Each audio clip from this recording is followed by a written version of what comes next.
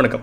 இன்றைக்கி அண்ணாமலை டுடேயில் நம்ம வந்து 2 அப்டேட் பார்க்குறோம். முதல்ல வந்து அண்ணாமலை அவர்கள் நேற்று ஒரு 45 மினிட்ஸ் லாங் ப்ரெஸ் மீட் ஒன்று கொடுத்துருக்காங்க. தமிழ்நாடோடைய கடைசி இந்த ஆட்சியோட கடைசி பட்ஜெட்டை பற்றி. அது வந்து முதல் அப்டேட்டு. ரெண்டாவது, திமுக எம்பி தயாநிதி மாறன் அவர்கள் கோவையை பற்றி ஒரு தவறான கருத்து ஒன்று பதிவு பண்ணியிருக்காங்க.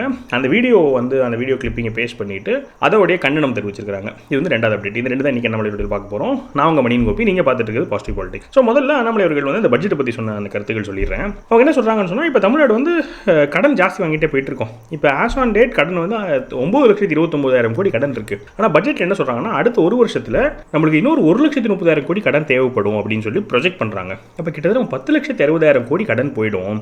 அப்போ எவ்வளோ தூரம் மோசமாக போயிட்டு இருக்கு பாருங்க. ஒரு நல்ல ஆட்சின்னு சொன்னால் கடனை கம்மி பண்ணிட்டு ரெவன்யூ ரிசீப்ட் ஜாஸ்தி பண்ணணும். அப்போ அந்த கடனுமே எப்படி இருக்கலாம்னு சொன்னால், ஒரு கேபிட்டல் எக்ஸ்பெண்டிச்சர், அதாவது இன்ஃப்ராஸ்ட்ரக்சரை வந்து பில்டு பண்ணுறதுக்கான ஒரு நிதி ஏற்பாடாக இருந்தால் ஓகே. ஆனால் வந்து நம்ம அந்த மாதிரி இல்லாமல் தவறான செலவுகள், ஒரு தவறான மேனேஜ்மெண்ட்னால வந்து நம்ம வந்து மோசமான நிலைக்கு போயிட்டு இருக்கோம். கடன் 10 லட்சத்தை தாண்டதுங்கிறது ரொம்ப மோசமான ஒரு நிலை அப்படின்னு சொல்லி சொல்கிறாங்க. அதுக்கப்புறம் ரெவன்யூ ரெசிப்ட்ஸுமே வந்து அவங்க ப்ரொஜெக்ட் பண்ணதோட ஒரு 21,000 கோடி கம்மியாக தான் வந்து ரெவன்யூ ரெசிப்ட்ஸுமே அவங்களால என்ன பண்ண முடிஞ்சதுன்னா கலெக்ட் பண்ண முடிஞ்சுது. அப்போ இது வந்து ஒரு மிஸ்மேனேஜ்மெண்ட்டை தெளிவாக காமிக்கக்கூடிய விஷயம் அப்படின்னு சொல்லி அதான் முதல்ல ஹைலைட் பண்ணுறாரு. ரெண்டாவது, அண்ணா யூனிவர்சிட்டியில் வந்து நாங்கள் இது சரி பண்ண போகிறோம், இது அப்கிரேட் பண்ண போகிறோம் அப்படின்னு சொல்லிட்டு 1,350 கோடி ரூபா நாங்கள் இது ஒதுக்கீடு பண்ணுறோம்னு சொல்லியிருந்தாங்க. ஆனால் இந்த உயர் கல்வித்துறையில் வந்து எவ்வளோ பட்ஜெட் இன்க்ரீஸ் பண்ணியிருக்காங்கன்னா வெறும் 11 கோடி தான் இன்க்ரீஸ் பண்ணியிருக்காங்க.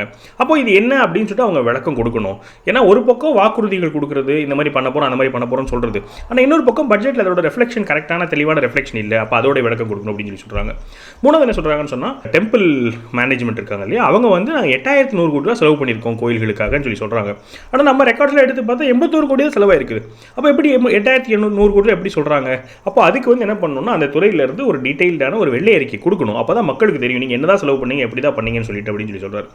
ஏன்னா இந்த பர்டிகுலர் விஷயம் பொறுத்த வரைக்கும் பொதுவாகவே என்ன நடந்துட்டு இருக்குன்னு எல்லாரோடைய ஒரு பார்வையில் குற்றச்சாட்டுன்னு கேட்டிங்கன்னா, ஒரு கோயிலில் கும்பாபிஷேகம் நடக்குதுன்னு சொன்னால் அங்கே இருக்கிற ஊர் மக்கள்லாம் சேர்ந்து டொனேஷன் கொடுத்து வேலைகள் பண்ணி ஒரு கும்பாபிஷேகம் நடத்துவாங்க.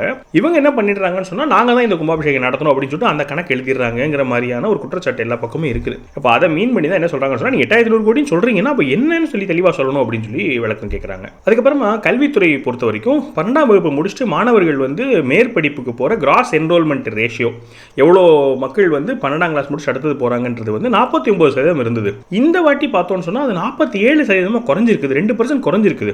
இவங்க வெளியே வந்து ஒரு கௌரவமாக பேசுறது இல்லாட்டி வந்து தம்பட்டம் அடிக்கிறதுலாம் பார்த்தா நாங்கள் வந்து தமிழ்நாட்டில் வந்து நாங்கள் வளர்ந்துட்டு இருக்கோம், பெருசாக வந்து நாங்கள் கல்வியில் சாதிக்கிறோம்னு சொல்லி சொல்கிறாங்க.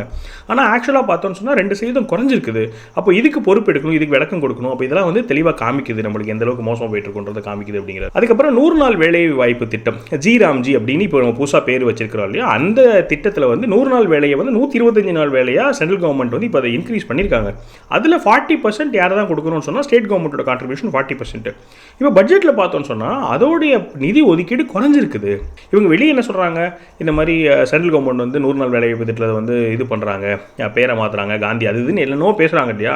இவங்க பாருங்கள் பேசுறதுல ஒரு பக்கம், ஆனால் நிதி ஒதுக்கீடு பார்த்தோன்னு சொன்னால் போன ஆண்டோடு இந்த ஆண்டு குறைச்சி நிதி ஒதுக்கீடு பண்ணுறாங்க. இது எவ்வளோ ஒரு மோசமான விஷயம் அப்படிங்கிறாரு. அதுக்கப்புறமா கலைஞர் கைவினை திட்டம் அப்படின்னு சொல்லி, அது actually speaking central government scheme தான். அந்த சென்ட்ரல் கவர்மெண்ட்டில் வந்து அந்த மாதிரியான ஸ்கீமை இவங்க அந்த ஸ்கீம் எங்களுக்கு வேண்டாம், நாங்கள் வந்து கலைஞர் கைவினை திட்டம் சொல்லி ஸ்டிக்கரை மாற்றி ஒட்டி இவங்க அந்த ஸ்கீமையே வேறு பேரில் இன்ட்ரடியூஸ் பண்ணுறேன்னு சொல்லி இன்ட்ரடியூஸ் பண்ணாங்க. சரி, பேர் தான் இன்ட்ரடியூஸ் பண்ணுறீங்க, அதே மாதிரியான மக்களுக்கு அது நல்லது போய் சேரணுமான்னு பார்த்தா போய் சேர மாட்டேங்குது. ஏன்னு கேட்டிங்கன்னா, சென்ட்ரல் கவர்மெண்ட்டில் இதே ஸ்கீம் அறிவிக்கும் போது கிட்டத்தட்ட தமிழ்நாட்டிலேருந்து 8 லட்சம் பேர், அது எக்ஸாக்டாக தெரியாதுன்னு சொல்லிடுறாரு, தெரியாதுன்னு சொல்லிட்டு அப்ராக்சிமேட்லின்னு சொல்லி தான் சொல்கிறாரு. அப்ராக்சிமேட்லி 8 லட்சம் அப்ளிகன்ஸ் வந்து அந்த கைவினை திட்டத்தோடைய சென்ட்ரல் கவர்மெண்ட் ஸ்கீமில் வந்து இன்ட்ரெஸ்ட் காமிச்சு நாங்கள் ரெஜிஸ்டர் பண்ணியிருந்தாங்க. ஸ்டேட் கவர்மெண்ட் என்ன பண்ணாங்கன்னா, அந்த ஸ்கீமை நாங்கள் தடுக்கிறோம், அது விட மாட்டோம்னு சொல்லிட்டு நாங்கள் தான் பண்ணுவோம்னு சொல்லிட்டு அதே திட்டத்தை இவங்க பேரில் ஆரம்பிச்சாங்க. இதுக்கு பார்த்தா 28,000 பேர் தான் அப்ளிகேஷனே கொடுத்துருக்காங்க இத்தனை வருஷத்தில். எப்படி 8 லட்சம் பேர் இன்ட்ரெஸ்ட் காமிச்சிருந்தாங்க சென்ட்ரல் கவர்மெண்ட் ஸ்கீமில், ஸ்டேட் கவர்மெண்ட் ஸ்கீமில் எப்படி 28,000 பேர்? அப்போ மீதி 7 லட்சம் பேர் எங்கே போனாங்க? அவங்களுக்குலாம் நன்மை வேண்டாமா? அவங்களுக்குலாம் ஆர்வம் இல்லையா? அப்போ இவங்க என்ன பண்ணுறாங்கன்னு சொன்னால், சென்ட்ரல் கவர்மெண்ட் ஸ்கீமையும் விடுறதில்லை, இவங்களும் வந்து ஒழுங்காக அதை வந்து முன்னெடுத்து கொண்டு போகிறதில்ல, கடைசியில் வந்து பாதிக்கப்படுறது மக்கள் தான் அப்படிங்கிறாரு. அப்புறமா இந்த பட்ஜெட்டில் வந்து தங்கம் தென்னரசு அவர்கள் சொல்கிறாரு, கோயம்புத்தூருக்கு மதுரைக்கெலாம் வந்து மெட்ரோ ரயில் வர மாட்டேங்குது அப்படின்னு சொல்கிறாரு. இது தெளிவாக ஏகப்பட்டதில் சொல்லிட்டாங்க.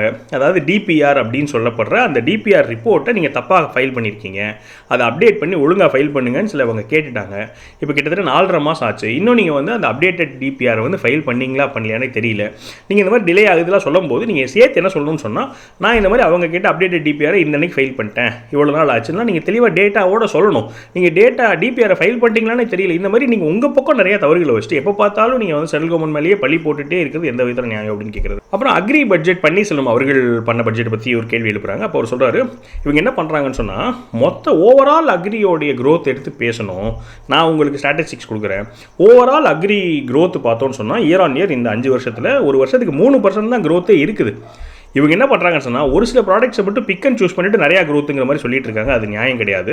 ஓவரால் க்ரோத்தே 3% தான். இதில் அவங்க பெருமை பேசுறதுக்கு என்ன இருக்குது அப்படின்னு சொல்லி கேட்குறாரு.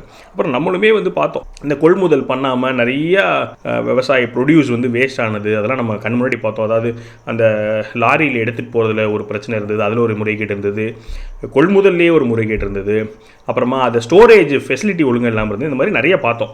ஏன்னு சொன்னால் இவங்க ப்ரொடக்ஷன் ஜாஸ்தி பண்ணாலுமே ஆக்சுவலாக ப்ரொடக்ஷன் வால்யூம் ஜாஸ்தி பண்ணுறதுங்கிறது அவங்களோட ஆர்கியூமெண்ட்டாக இருக்குது. ஆனால் அந்த ஜாஸ்தி பண்ண ப்ரொடியூஸை மக்கள்கிட்ட காசு கொடுத்து வாங்கணும்ல, விவசாயிகள்கிட்ட வாங்கணும்ல, அங்கே வந்து பெரிய கேப் இருக்குது. இந்த இது வந்து இப்போ நான் ஆட் பண்ணிக்கிட்டேன். அண்ணாமலை அவர்கள் சொன்னது என்னன்னு கேட்டிங்கன்னா 3% க்ரோத் தான் இருக்குது. ஆனால் இவங்க என்ன பண்ணுறாங்கன்னு சொன்னால் பிக் அண்ட் சூஸ் பண்ணி க்ரோத் ஜாஸ்திங்கிற மாதிரி வெளியே பேசிட்டு இருக்காங்க. அது தப்பு அப்படிங்கிறது. அப்புறம் ஒரு கேள்வி கேட்குறாங்க, நீங்கள் மாதிரி போலீஸ்காரராக இருந்துட்டு கோர்ட்டில் போய் ஆர்கியூ பண்ண அனுபவம் எப்படி இருந்துச்சு அப்படின்னு கேட்குறாங்க. அதுக்கு ஒரு சொல்கிறாரு, பயங்கரமான ஒரு படிப்பு, எனக்கு ஒரு நல்ல ஒரு அனுபவமாக இருந்தது. நான் லேர்ன் பண்ணிக்கிட்டேன் நிறையா. எனக்கு வந்து இந்த அட்வொகேட்ஸ் மேலாம் ஒரு பெரிய மதிப்பு கூடிருச்சு.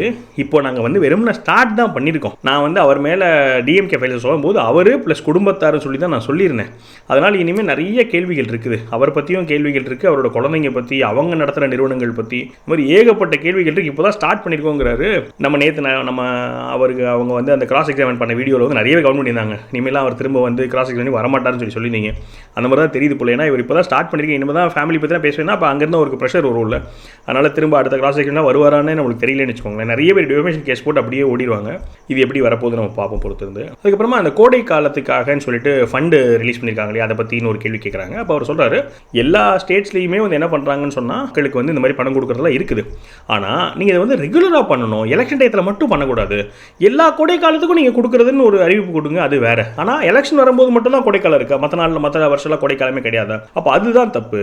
அப்போ இது ஒரு ஸ்கீமாக அனௌன்ஸ் பண்ணி ஒரு ப்ராப்பர் ஸ்கீமாக எல்லா வருஷம் கோடைக்காலுக்கும் அப்படின்னு சொன்னால் அது டிஃப்ரெண்ட்டு. இந்த மாதிரி பண்ணுறது வந்து மக்கள் பார்த்துட்டு இருக்காங்க, மக்களுக்கு இது புரியும் அப்படிங்கிறது. அப்புறம் இந்த மாதந்தோறும் கொடுக்குற ஃபண்டு வந்து ஆக்சுவலி எஸ்சி எஸ்டி ஃபண்ட்லேருந்து கொடுக்கப்படுது அப்படின்னு சொல்லி குற்றச்சாட்டு வைக்கிறாங்களே, அதை பற்றி நீங்கள் என்ன சொல்கிறீங்க அப்படின்னு கேட்குறாங்க. அப்போ அவர் சொல்கிறாரு, ஆக்சுவலாக இது என்ன ஆங்கிளில் சொல்கிறாங்கன்னு சொன்னால், இந்த மாதம் 1000 ரூபாய் கொடுக்குற அந்த பயனாளர்கள் இருக்காங்க இல்லையா, அந்த பயனாளர்களில் மொத்தம் 32% பயனாளர்கள் வந்து எஸ்சி எஸ்டி சமுதாயத்தை சேர்ந்தவங்களாக இருக்கிறாங்களாமா. அப்போ அதனால இந்த ஸ்டேட் கவர்மெண்ட் என்ன ஒரு ஆர்கியூ பண்ணிக்கிறாங்களா, நாங்கள் இப்போ கொடுக்குற ஃபண்ட்லேயுமே 32% வந்து பயனாளர்கள் எஸ்சி எஸ்டி உள்ளவங்க தானே, அதனால் நாங்கள் வந்து அதுக்காக பயன்படுத்துகிறோங்கிற மாதிரி ஒரு விளக்கத்தை கொடுக்குறாங்க. பட் அது தப்பு. ஏன்னா இது வந்து பொது பகிர்வுல தான் நீங்க கொடுக்குறீங்க. அதுக்குன்னு தனியா ஒரு நிதி ஒதுக்கீடு இருக்கு. அதிலிருந்து நீங்க என்னதான் பண்ணணும்னா அதுக்கு மட்டும் தான் பயன்படுத்தணும். இது ஆக்சுவலி அக்கவுண்டிங் ஃப்ராடு. இது வந்து அக்கவுண்டிங்ல இவங்க மாத்தி பண்ணி ஒரு முறைகேடு தான் பண்றாங்க. இது தப்பு தான் அப்படின்னு சொல்லி சொல்றாரு. அதுக்கப்புறமா இந்த பட்ஜெட்ல இவங்க ப்ரொடெஸ்ட் பண்றாங்க இல்லையா, அதாவது சம வேலை சம ஊதியம் வேணும், எங்களுக்கு வந்து வேலை நிரந்தரமானோம், இந்த மாதிரி பல விஷயங்களுக்கு வந்து இந்த பட்ஜெட்ல அவங்க தீர்வு கொடுத்துருக்கலாம். ஆனால் எலெக்ஷன் இருக்குன்னு தெரிஞ்சுமே கூட அவங்க என்ன பண்ணலன்னா இந்த பட்ஜெட்ல தீர்வு கொடுக்கல. அதனால் நீங்கள் வந்து இந்த வெயிலில் உங்கள் ஊரை விட்டு சென்னைக்கு வந்து ப்ரொடெஸ்ட் பண்ணுறதுலாம் பிரயோஜனம் இல்லை. ஏன்னா இனிமேல் அவங்களால பட்ஜெட்டை ரிலீஸ் பண்ணிட்டாங்க. இனிமேல் நீங்கள் கேட்குற கோரிக்கையை இந்த அரசாங்கம் இந்த வருஷத்தில் அவங்களால பண்ண முடியாது. அதனால் நீங்கள் இந்த ப்ரொடெஸ்ட் பண்ணுறது வேஸ்ட்டு. நீங்கள் பேசாமல் ஊருக்கு போயிடுங்க. அடுத்து என்டிஏ ஆட்சி வந்தால் மட்டும்தான் இது வந்து தீர்வு கிடைக்கும். அதனால் அதை தான் நம்மளுடைய இப்போ ஒரு தீர்வு அப்படின்னு சொல்லி சொல்கிறாரு. ஆக்சுவலாக இப்போ லாஸ்ட் வீக் வரைக்கும் சொல்லிட்டு இருந்தார், இந்த மாதிரி நீங்கள் ப்ரொடெஸ்ட் பண்ணுவோம், நம்ம வந்து அவங்க அந்த எலெக்ஷன் டேட் அனௌன்ஸ் பண்ணுறதுக்கு முன்னாடி நம்ம எப்படியாவது அரசாங்கத்தை செய்ய வச்சலாம்னு சொல்லிட்டு இருந்தார். நேற்று சொல்லிட்டாரு, ப்ரொடெஸ்ட் பண்ணாதீங்க, தேவையில்லாத வேஸ்ட் ஆஃப் எனர்ஜி தான், அதனால் விட்டுருங்கன்ற மாதிரி சொல்லியிருக்காரு. அதுக்கப்புறமா இந்த காங்கிரஸில் வந்து நிறைய இஷ்யூஸ் போயிட்டுருக்கு, கான்ட்ரவர்சி போயிட்டுருக்கு அப்படின்னு கேட்குறாங்க. அப்போ அவர் சொல்கிறார், எனக்கு வந்து ஒரு ஃப்ரேஸ் ஒன்று ஞாபகத்துக்கு வருது. அதாவது ஹண்டிங் டாக்ஸ் சேசிங் ரேபிட்ஸ் அப்படின்னு சொல்லிட்டு ஒரு ஃப்ரேஸ். அதுக்கு என்ன அர்த்தம்னு சொன்னால், வேட்டை ஆடக்கூடிய வேட்டையை நாய் வந்து ரேபிட்டை வந்து துரத்துமாமா. அது துரத்தும் போது என்ன பண்ணுமா, ஒரே ஒரு ரேபிட்டை மட்டும் ஃபோக்கஸ் பண்ணால் அந்த ஹண்டிங் டாக் வந்து அந்த ரேபிட்டை பிடிச்சிருமா. ஆனால் ஒரு ரேபிட்டை ஃபோக்கஸ் பண்ணாமல் கொஞ்ச நேரத்துக்கு ஒரு ரேபிட்டை துரத்துறது, இன்னும் கொஞ்ச நேரம் இன்னொரு ரேபிட்டை துரத்துறது, இப்படி அது வந்து பிச்சு துரத்தும் போது எந்த ரேபிட்டுமே பிடிக்காது. இதான் வந்து அந்த ஃப்ரேஸோட அர்த்தம். அந்த ஃப்ரேஸை சொல்லிட்டு எனக்கு அப்படி தான் காங்கிரஸை பார்த்தா இருக்குது. அவங்களுக்கு என்ன பண்ணுறாங்கன்னு அவங்களுக்கே தெரியல. ஆளாளுக்கு ஒன்று பேசிட்டு இருக்காங்க. இந்த மாணிக்கம் தாகன் ஒருத்தர் ஒன்று பேசுறாரு, பிரவீன் சக்கரவர்த்தி ஒன்று பேசுறாரு, ராகுல் காந்தி சொன்னாங்கன்னு ஒன்று பேசுறாரு. அப்புறமா மணிசங்கர் ஐயர்னு சொல்லிட்டு அவர் கேரளாவில் போயிட்டு என்ன சொல்றாருன்னா, காங்கிரஸ் ஜெயிக்காது, கம்யூனிஸ்ட் தான் ஜெயிக்கணும் அவர் ஒரு வார்த்தை கொடுக்குறாரு. அப்போ கேட்குறாங்க, என்னங்க நீங்கள் காங்கிரஸ்காரர் நீங்கள் கம்யூனிஸ்ட் ஜெயிக்குங்கிறீங்க அப்படின்னு கேட்குறாங்க. அப்போ அவர் சொல்றாரு, நான் வந்து ராஜீவ் காந்தி காலத்து காங்கிரஸ் ஆளு, நான் ராகுல் காந்தி காங்கிரஸ் ஆளுன்னு சொல்லி சொல்றாரு. அவங்க கட்சிக்குள்ளே இருக்கிற இப்போ தமிழ்நாட்டில் வந்து அவங்க கட்சிக்குள்ளே இருக்க ஒருத்தரையே வந்து பதவியிலேருந்து விளக்கிறதுக்கு இவங்களுக்கு பவர் இல்லை, இவங்க டெல்லி கிட்ட தான் போய் கெஞ்சிட்டு இருக்காங்க, அதுவும் நடக்க மாட்டேங்குது. இதை காங்கிரஸுங்கிற ஒரு பார்ட்டி மாதிரி எனக்கு கண்ணுக்கு தெரியல. ஃபெவிகால் வச்சு எல்லாத்தையும் சேர்த்து ஒன்றா வச்சு ஒரு பார்ட்டி நடத்துகிறாங்க. அவங்களுக்குள்ள என்ன சண்டையாமா, அதிகாரத்துலையும் ஆட்சிலையும் எங்களுக்கு பங்கு வேணும்னு சண்டை போடுறாங்களாம். எப்படியும் ஜெயிக்கவே போகிறதில்ல, திமுகவும் ஜெயிக்க போகிறதில்ல, காங்கிரஸும் ஜெயிக்க போகிறதில்ல. ஜெயிக்காத ஒரு ஆட்சிக்கு எதுக்கு நீங்கள் பங்குக்கு சண்டை போட்டுருக்கீங்க? பேசாமல் இதெல்லாம் நீங்கள் தேவையில்லாமல் சண்டை போட்டு பேரை கெடுத்துக்காமல் உங்கள் ஊரில் போய் ஜாலியாக இருங்க, ஏன்னா எப்படி ஜெயிக்க போகிறதில்ல, அப்புறம் இதுக்கு சண்டை போட்டுருக்கீங்க அப்படிங்கிற மாதிரி சொல்லியிருந்தாரு. அதுக்கப்புறமா இந்த கரூரில் வந்து பாஜகவோட நிர்வாகி ஒருத்தர் ஜோதிமணி அவர்களை பற்றி கேட்ட கேள்வி, அதாவது ஒரு பப்ளிக்கில் வந்து பேசின பேச்சை பற்றி கேட்குறாங்க. அப்போ அவர் சொல்கிறாரு, அது ரொம்ப தவறான ஒரு கருத்து தான், அந்த மாதிரி பேசக்கூடாது, அது ஒரு தகாத வார்த்தை பற்றி பேசியிருக்காருன்னு வச்சுக்கோங்களேன். எனக்கு அதை பற்றியும் எக்ஸ்பிளைன் பண்ணுறதுக்கு விருப்பம் இல்லை, அந்த வீடியோ நான் ப்ளே பண்ணுறதுக்கு விருப்பப்படல. அது ஒரு டெராகேட்டரி கமெண்ட் அப்படின்னு வச்சுப்போமே, ஒரு லேடியை பற்றி ஒரு டெராகேட்டரியான கமெண்ட் பப்ளிக்கில் அவர் பேசியிருக்காரு. இது பிஜேபியிலேருந்து வருது அப்படிங்கும்போது நம்மளுக்கு கொஞ்சம் ஷாக்கிங்காக தான் இருக்கிறது. நம்மளை பொறுத்த வரைக்கும் பிஜேபி வந்து கொஞ்சம் டீசெண்டான கட்சி அப்படின்னு நினச்சிட்டு இருக்கோம். இவங்க வந்து பொலிட்டிக்கலி என்ன பண்ணுறாங்கன்னு சொன்னால் நரேட்டிவ் செட் பண்ணுறாங்க, பிஜேபிங்கிறது தப்பான கட்சிங்கிற மாதிரி நரேட்டிவ் செட் பண்ணுறாங்க, அது ஒரு பக்கம். ஆனால் நம்மளோட புரிதல் வந்து பிஜேபி வந்து பெண்களுக்கு கண்ணியமான கட்சி தான் நம்மளுக்கு புரிதல் இருக்குது. அப்படி இருக்கும்போது பிஜேபி இருக்குது, அதுவும் முக்கியமான பொறுப்பு, மாவட்ட தலைவர் அப்படிங்கிறது முக்கியமான பொறுப்பு தானே, அந்த ரேஞ்சில் ஒரு பொறுப்புன்னு நினைக்கிறேன். அப்போ அவர் இந்த மாதிரி அதுவும் முக்கியமான ஒரு ஆளை பற்றி ஒரு பப்ளிக் மீட்டிங்கில் பேசுறதுக்கும் எனக்குமே ரொம்ப ஷாக்கிங்காக தான் இருந்தது. அப்போ அவர் சொல்கிறாரு, அது ரொம்ப டெராகேட்டரி கமெண்ட், அது தப்பு தான், அதை பேசிக்க கூடாது. அதுக்கு வந்து நான் என்ன பண்ணேன்னா, நானும் அவருக்கு ஃபோன் பண்ணி நான் வந்து என்னோட அசாமதானத்தை வந்து தெரிவிச்சேன் அப்படின்னு சொல்லி சொன்னார்.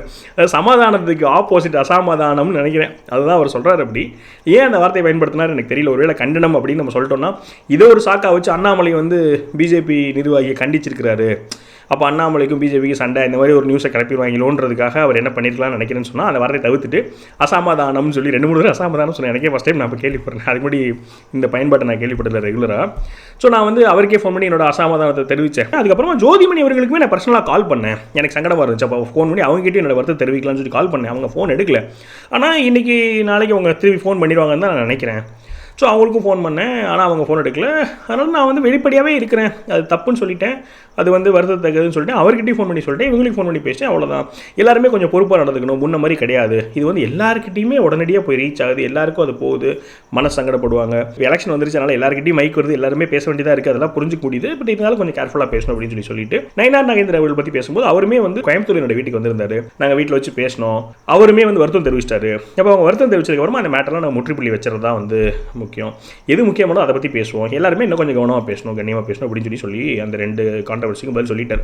எனக்கு ஆக்சுவலாக இன்னொரு கான்ட்ரவர்சி இருந்துச்சு. நயினார் நாகேந்திர என்ன பேசியிருந்தாருன்னு சொன்னால், ஒரு ப்ரெஸ் மீட்டில் அதை பற்றி இதில் கேள்வி கேட்கலன்னு வச்சுக்கோங்களேன், என்ன பேசியிருந்தாருன்னு சொன்னால், விஜய் அவர்களுடைய பொதுக்கூட்டத்தில் எல்லாம் ஏதாச்சும் ஒரு சாவு நடந்துருது, அது ஒரு நல்ல சகுனம் தானே அப்படிங்கிற மாதிரி ஒரு வார்த்தையை விட்டுருந்தா. அப்படி என்னடா இது நல்ல சகுனம்தாரு அப்படிங்கிற மாதிரி ஒரு ஷாக்கிங்காக இருக்கும். பட் அது ஒரு ஃப்ளோவாக போச்சு, அது அங்கேயே இருக்கவங்க யாரும் பெருசாக கவனிக்கல, அது கொஞ்சம் சின்னதாக கான்ட்ரவர்சியாக கிரியேட் ஆச்சு விட்டேன்.